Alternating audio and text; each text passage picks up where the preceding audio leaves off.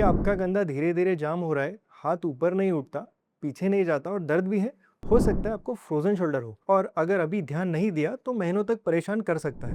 नमस्कार, मैं doctor Nikhil Charde, orthopaedic and reserve surgeon. आज हम बहुत आसान भाषा में समझेंगे कि फ्रोजन शोल्डर क्या होता है और इसका सही इलाज क्या है। फ्रोजन शोल्डर को मेडिकल लैंग्वेज में एडेसिव कैप्सुलाइटिस कहा जाता है। इसमें शोल्डर जॉइंट के आसपास का कैप्सूल टाइट और स्टिफ हो जाता है, जिसकी वजह से मूवमेंट कम हो जाता है, पेन होता है और हाथ उठाना मुश्किल हो जाता है। ध्यान रखने वाली बात यह है कि ये सिर्फ दर्द नहीं होता, बल्कि स्टिफनेस और मूवमेंट रिस्ट्रिक्शन दोनों का कॉम्बिनेशन होता है।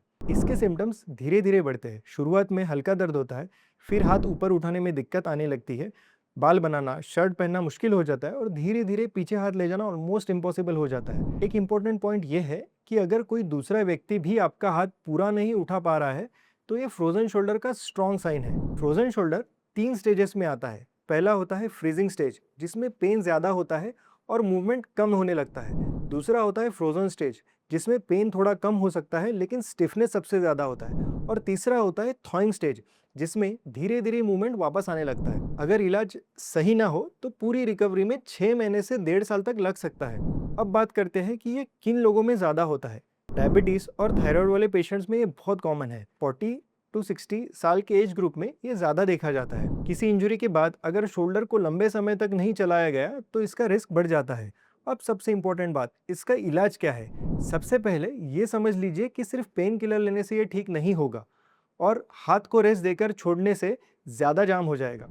इसका सबसे इफेक्टिव इलाज है रेगुलर फिजियोथेरेपी। इसमें regular shoulder exercises, guided movements और प्रॉपर पेन कंट्रोल बहुत ज़रूरी है।